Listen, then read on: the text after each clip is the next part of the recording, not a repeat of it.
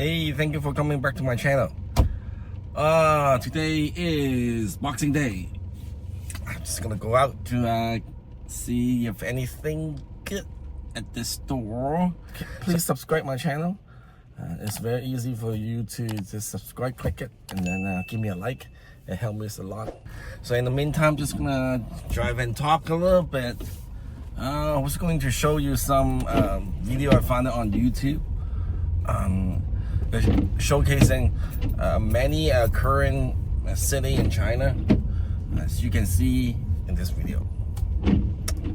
So you can see that there's so many lights and in the city, and you can see, it's so much like a future city.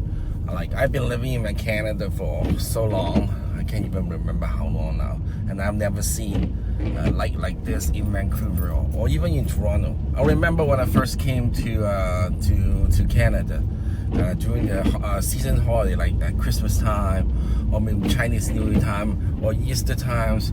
So I walked down to a downtown. The downtown has nothing. There's no light in the building. It's so boring. And then I remember when I left Hong Kong. Even when I left Hong Kong a long time ago, like 1990 something. And Hong Kong's building have so many lighting for the season holiday, like Christmas time, like Chinese New Year time, or Easter. Every single building they have a light on the building. Well, like when I just came to this country, it's nothing, really nothing. I was like, wonder how come there's nothing. Is that because of the electricity? I'm not sure. I went to Toronto first. They have Niagara Falls. They have hydropower. I don't think electricity is a problem.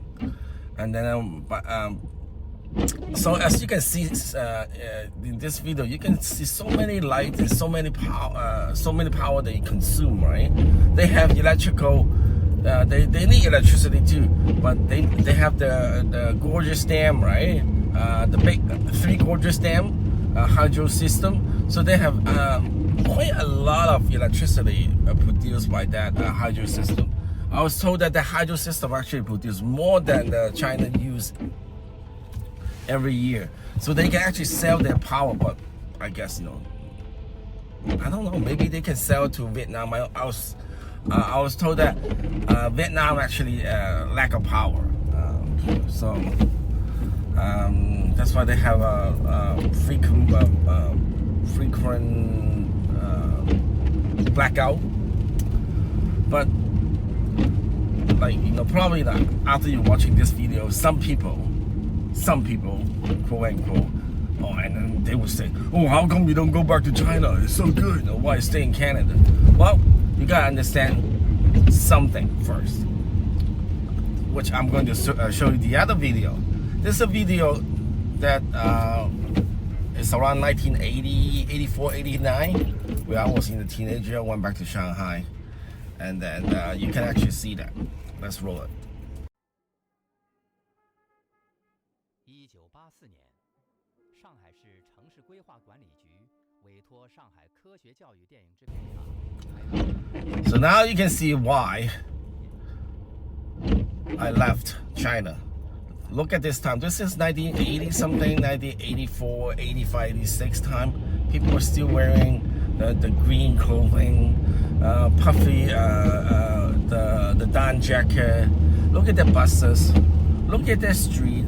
Look at the pollution they have. Do you see that? The reason why they didn't really have that much electricity, and during the winter time they have to actually burn coal. I remember when I went back to Shanghai when I was doing my teenager time, like 15, 13. I remember that my relative every day, every morning, they had to stop burning that coal thing into a stove outside of the house, and then stop cooking stuff. They don't have a natural gas. They didn't have natural gas. They didn't have the electricity to power the stove. I also remember that during that 1980 something, people in Shanghai, they took they did not even have the indoor plumbing. They have a little bucket. You know, when you poop in the bucket at home, and in the morning you had to actually take it out and then wash it. You know, every morning, every family member that did not need to go to work, they took their bucket out, a shit bucket, right? And then they're using their little bamboo brush, you know, to brush that, you know, toilet, and then dump it into sewage. And you think about that, their sewage system, there, right? Human waste going into the sewage system, and I bet, you know, at that time China didn't even have any purified sewage station at that time. And due to everybody, you know, burning coal, the pollution at that time was just so bad. But now, the video I just showed you, the current city is so clean, so modernized. So you can think about that during that 1980s something time, like, you know, if you were in China, or teenager like me, what would you think? You know, you would just say, oh, like there was no future for me, right? And I had to go somewhere, and every time they turn on the TV, and then they notice that Western world.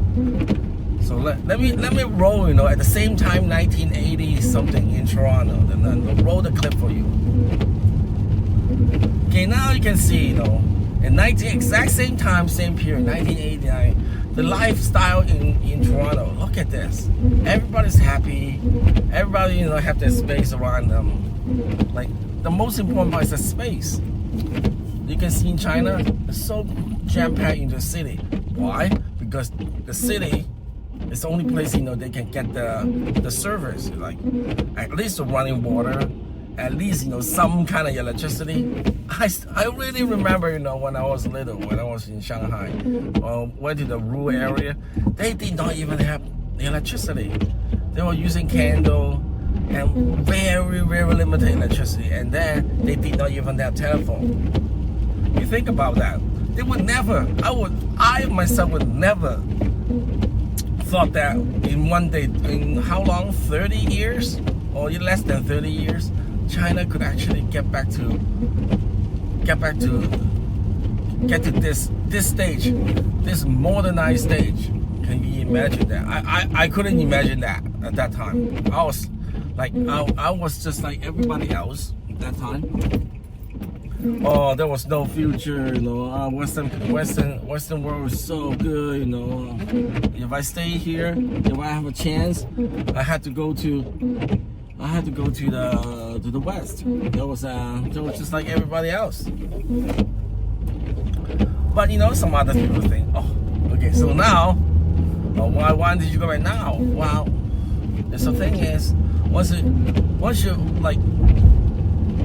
you settle down in one place, and then you got think about it, you know, there's China start taking off, you know, starting to improve their lifestyle around after they joined the World Trade Organization, right? So it took like 10 years, 2010, that get to a point that everybody have running water, you know, modernized, civilized, and then try to deal with the pollution, right? And by that time, I was not a teenager anymore.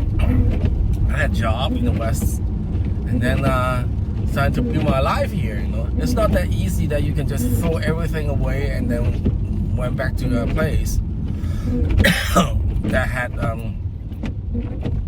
the place where I thought it was really ancients, right? Not modernized. I didn't know China was, you know, taking off and getting better. All the news, all the good news in the West, they never actually reported. They only reported the damn, you know, pollution, bad skies, you know, everything's great, everything's bad, no freedom, nothing like this.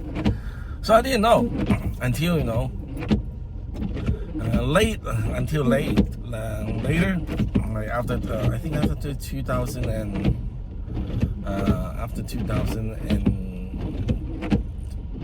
I think 19 or 18, I start noticing because of the YouTube or internet getting really advanced now. You can actually see more bloggers, going into the China. Then I can actually see more truth about China. Again, why didn't I go back? Well, because I have a job, I start a family, and then I have children. I got married, so I built my life around this country. That's why I didn't want to go back. I don't want to go back because I still have children. I can't really just bring my children going back to China and stay there because they were born here. They don't have the residentship, right? Residentship in China, so it was another problem. So it's not like we could go back there to visit. Like last year we went back to visit. It was really nice. But for a long stay, that would not be that easy because means I have to find new jobs there. Like my wife needs to find new jobs there too. So everything starts fresh. It's not a great idea for a family to move abroad to start a new life. Like it sounds like I was born here. No, it's not true. Like just like if I was like 20 years old, and then I probably no wife, no children. Without heartbeat, I'm just going back, to start my life there because looks like there's way more opportunity. Actually, the way more opportunities actually 10 years ago, not now. Right now, I was told that it was just so competitive. Like you think it's easy to it's hard to compete in the West, or in Canada, where only like 280 million people, the whole country. You think about if you're competing with 1.2 billion people. They have way more smart people in China. They have way more. At this point, I remember, if I was in the IT industry, and like if 1990 I went back, I probably could be the director of the whole factory for the IT. If I go back in 2000, probably I could be still can be a director of a factory, of the IT. But when if I go back to 2010, I probably couldn't even do I probably could do a manager or supervisor for a director, supervisor for a factory in the IT department. But if I now go back, I'm worried that I couldn't even get a job there. This is how many smart people in China right now. Please subscribe my channel. It's very easy for you to just subscribe, click it, and then give me a like. It helps me a lot. Again, thank you for watching. Have a good day. Bye.